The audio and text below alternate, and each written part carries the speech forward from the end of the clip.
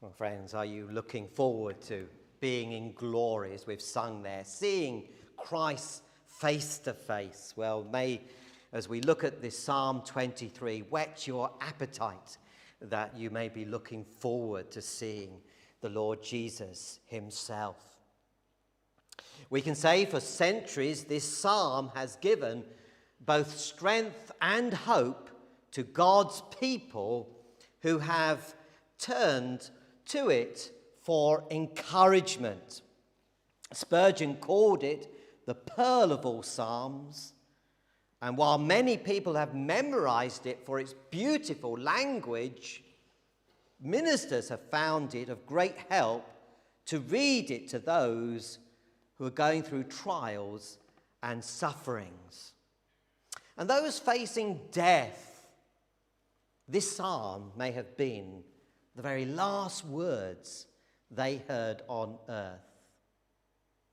It is therefore a psalm for us, as we have all been through difficult times recently with the lockdown and continue to be in with this war in Ukraine, and of the uncertainty this brings to our economy, bringing further worries and concerns about our future. And so we can ask the question this evening, how are we going to cope? Because it's a question in which many are asking this evening, worried about what is in front of them this autumn time, with prices rising and concerned that they might be able to meet their needs. Well, this psalm then is for us in such a time as this, that if I know the Lord, whatever problems, whatever difficulties I face in life, however great or small these trials may be, if I can say the Lord is my shepherd, then along with David, I should also be able to say, I shall not want. It's not easy, is it, to be able to say that when we're going through a trial? We may know it to be true, but it's sometimes very difficult. The Lord is my shepherd, and I shall not want. But this is what we can say if we are a child of God, because this psalm brings fresh hope and comfort even in the midst of the most severest trials we might go through in life. So that I may say that if I'm looking to Jesus as the author and the finisher of our faith, then I can have that confidence in the shepherd, in what he has done for me. Now, most people think Psalm 23 was written by David in his old age when he was a king, remembering the time he had been a shepherd with a sling and a stone and kept watch over his father's sheep in the wilderness, since throughout the psalm, David pictures his relationship to God as a shepherd with his sheep. It's a reminder for us today of Christ's total commitment to the welfare of his people's spiritual and physical needs, where everything written in this psalm flows out of that relationship a shepherd has with his sheep. And it's written in simple language that we can all easily understand, and it doesn't matter whether I'm from a farming community or not. We can all understand what a shepherd is to his sheep. And so every line is about who the Lord is and what he has done. But also it's a psalm about you and about me and our relationship with Christ. It's wonderful, isn't it, to be able to say, I know him and he knows me. And when I say the Lord is my shepherd, I am declaring he owns me. He is responsible for my life. Now, many people may have problems with that today because they want to own their own lives. They want to be in control of their lives. But when we learn who this shepherd is, well, then we'll be glad to give our lives to him, because in John 10 we read Jesus linking himself with this psalm by saying, I am the good shepherd. And what does the good shepherd do? Well, he tells us, I lay down my life for the sheep. And that is why we can say, I am his and he is mine, and want to have him to be at the head, leading us. Since all sheep in his flock have been bought by him and have been born into his flock. You can't come into his sheepfold unless you come through the Lord Jesus Christ. The example the Lord Jesus gave was that of the gate, the door of the pen to the sheep, that pictured himself, and that those who went in and out via that way were his sheep, whereas those who climbed over the walls were only but thieves and robbers. And so if we can say that we know and love the Lord Jesus Christ this evening, then we can be encouraged by knowing that if he paid a great price for me with his own precious blood, then he will not forsake us throughout the rest of our lives. He will keep us and protect us, and not like the hireling shepherd who will run away at any sign of danger. This shepherd then should bring us great joy. Tonight, to know that the Lord is my shepherd, that Christ is my shepherd, shall bring us great delight. That he owns me and he is in control of my life shall bring me great delight here this evening. But let me ask the question then, is he your shepherd? Tonight, as you've come here this evening, can you say he is your shepherd? Do you know the shepherd? Does he know you?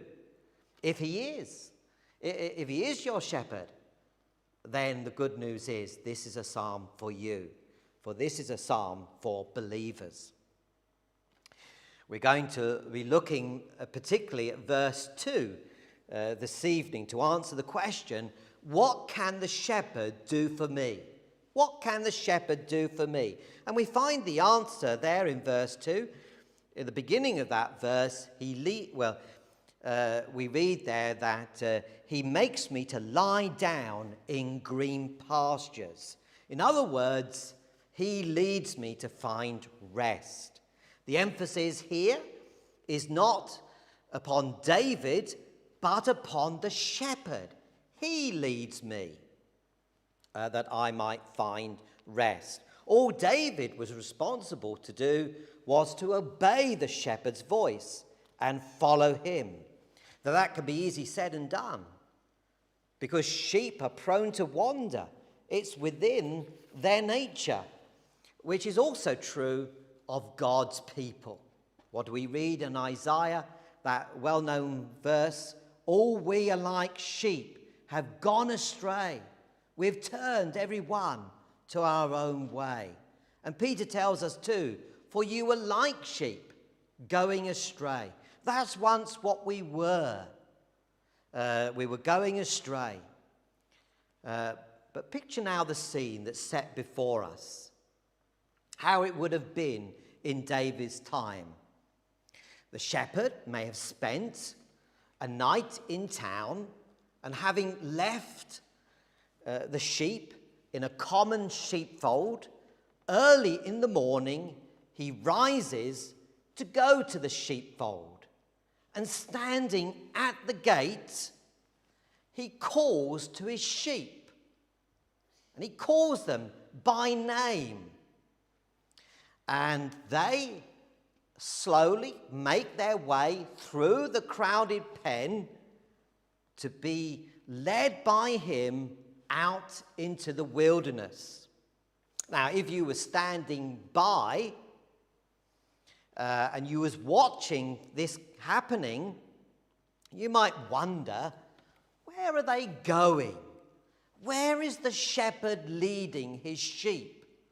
And maybe if sheep could talk, you could ask one of the sheep and say, where are you going?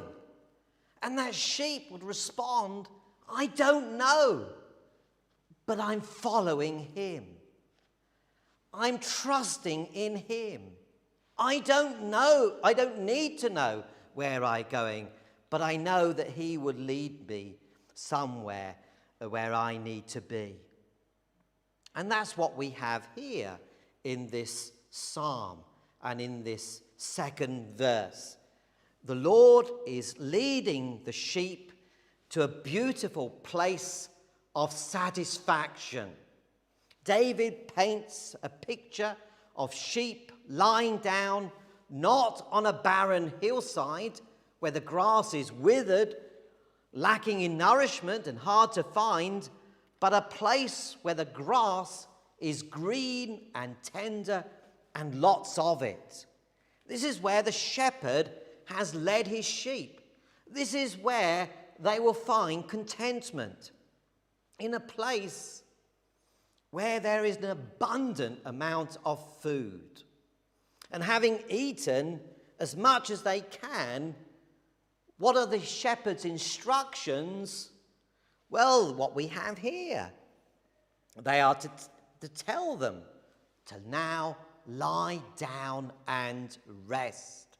And if you know anything about sheep, well, you might be amazed to find these sheep lie down and rest. Having heard that instruction, this is what they do. And you might ask, well, how is it possible for the sheep to lie down?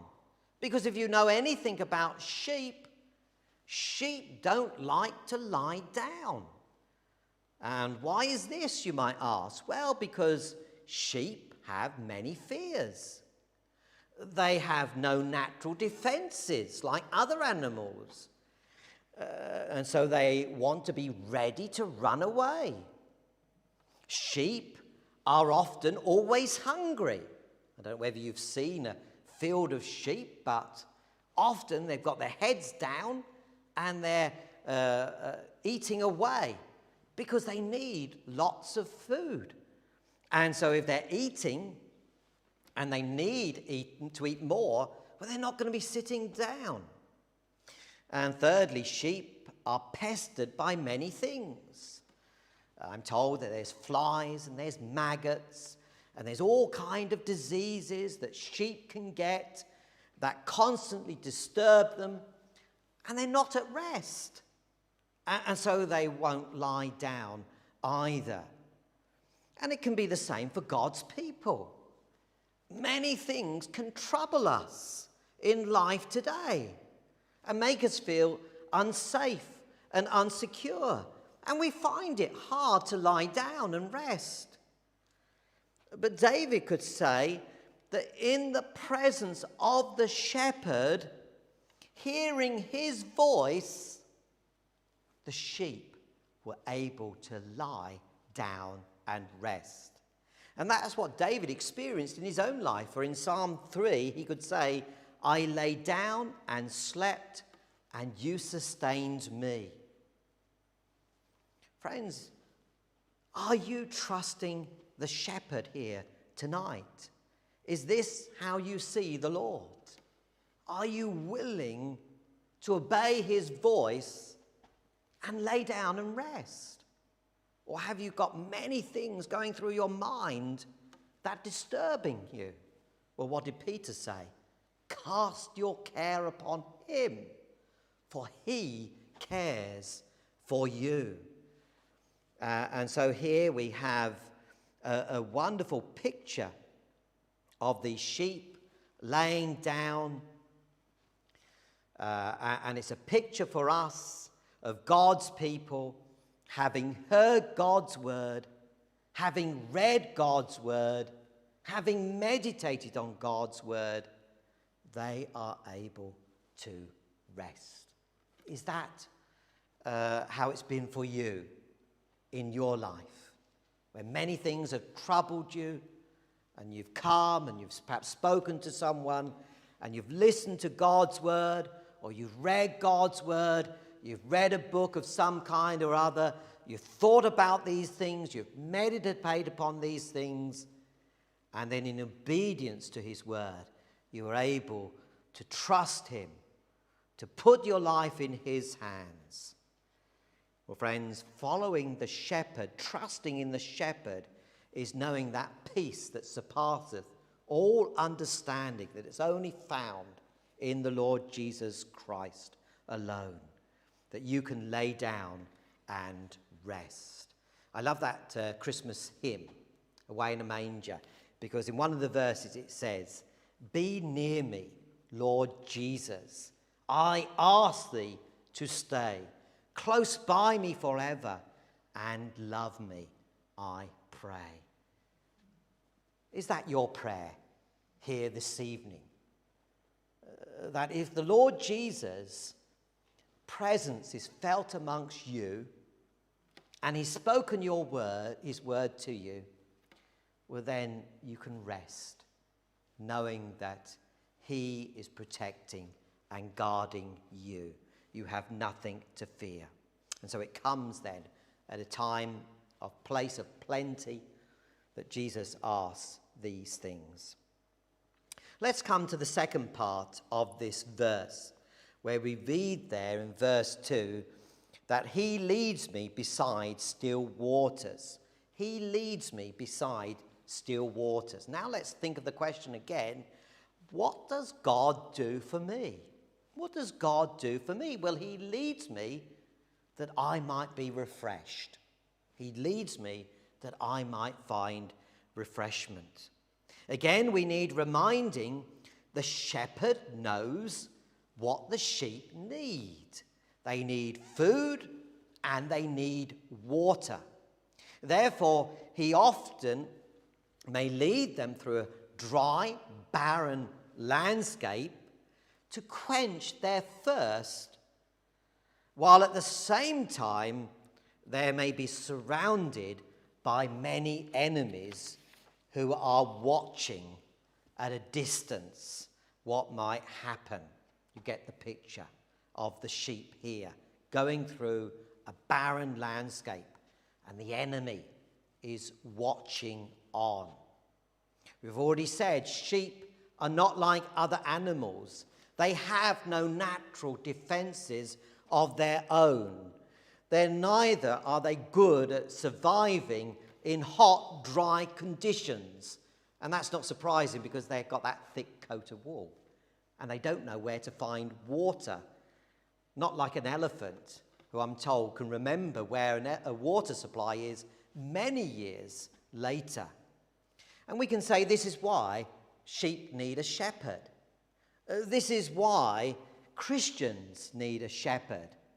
We need someone to guide us and to protect us, because we are also in a hot, dry, barren spiritual landscape in which it is important that we have our spiritual thirst quenched.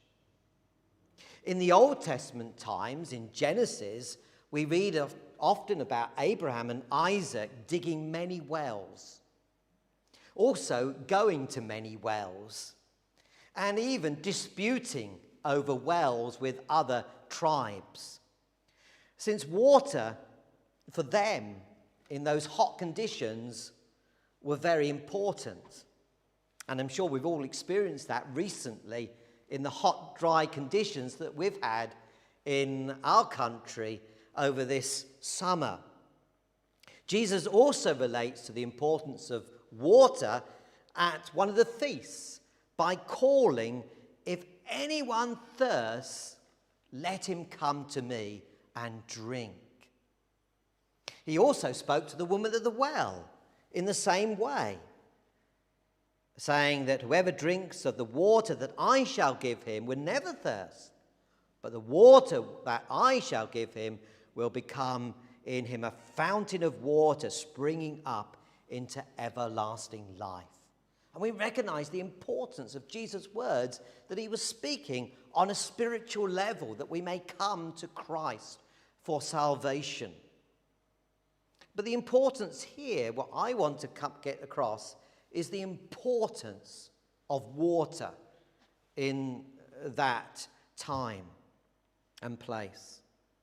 Here is a picture then of the shepherd providing thirsty animals with their greatest need to sustain life by giving them water. This is their physical greatest need, to have water.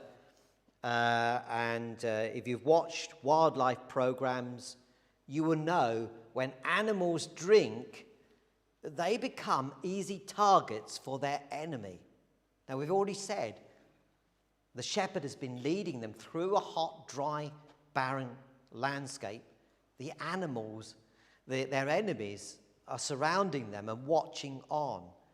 And when animals come to drink, they can be targets for their enemies, not only around them, but in Africa, in the water too. But we've all seen what crocodiles can do. And animals know the danger, and they approach very cautiously the water's edge, fearing for their lives. It's the same for sheep. When they approach a fast-flowing water, they fear for their lives, since they recognize there are many dangers associated with fast-flowing water. They cannot hear if the enemy was to approach them, and they may get dragged into the flow of the stream. The shepherd understands their concern and instead looks for still water, going out of his way to find such places or even create such places. This is the shepherd that we're talking about this evening. Our shepherd. He understands our fears and provides for us in ways that we won't have to go through those times. And so the sheep can drink in safely when he makes a dam to stop the water flow, or when he digs a well to provide fresh water for them, since the shepherd knows the sheep will otherwise die if they drink contaminated water or don't have any water themselves, because this is what sheep do. They're lazy creatures. And rather than drink in places where they ought to be drinking, where the shepherd has led them, they can drink instead out of muddy puddles they find along the way in which the shepherd is leading them. They can also drink from those places in which there is stale water, in which the water has been there for a long time and it's become bitter and it's not fit to drink. It's the same for believers, would you believe it? There are places in which the Lord provides for us to drink, in which will be good for us. But Christians can stray and can drink from those places that are not good for them. And I'm sure we've all done that sometime or else in our lives. We've tried the many broken cisterns, as we sing. We've tried to drink from these places, but we know what happens. These places don't satisfy. They don't quench our thirst, as the Word of God does, as Jesus Christ does. And so what we have here then is a picture of the Lord refreshing our souls with the Holy Spirit that leads us to times of refreshing. And I can say I thank God for using spiritual men and women in my life in which have encouraged me to go to various churches, to read various books, or to listen to various things on the internet that have been preached, sermons and so on, that would be good for me and encouraging for me and uplifting to me into my soul. And that's what the Lord does for us in dry, barren conditions when the enemy is surrounding us. He leads us to the places where we can quench our thirst. We recognize tonight perhaps that we need reviving. We're not what we ought to be in the Christian life. We need our spirits quickened, that we may be more like the Lord Jesus Christ, and our hearts might be set on fire for him once more. And the Lord brings those showers of blessings into our lives in accordance to his way, rather than going to this world and seeking those water supplies, the drink and the drugs, the many pleasures that people set their hearts upon, the hobbies and so on, the gambling and so on. All often these only bring is many more problems. Friends, if we've looked at this verse tonight, verses 1 and 2, may I encourage you once more in ending. Is the Lord your shepherd?